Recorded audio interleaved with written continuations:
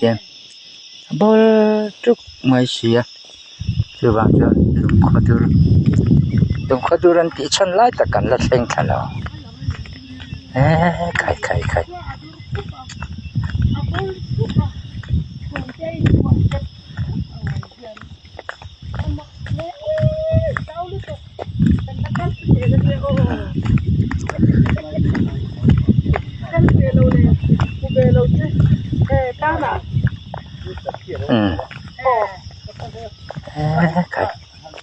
cái nó còn cái chữ ấy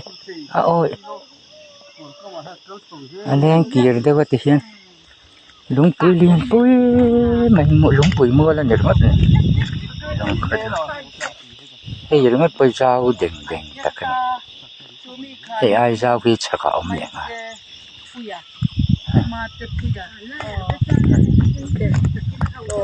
khai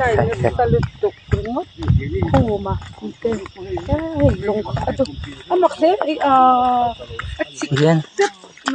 lùng gì ấy ông dân lúc mày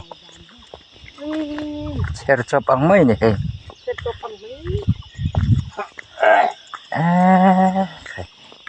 môi tất cả môi đắng lắm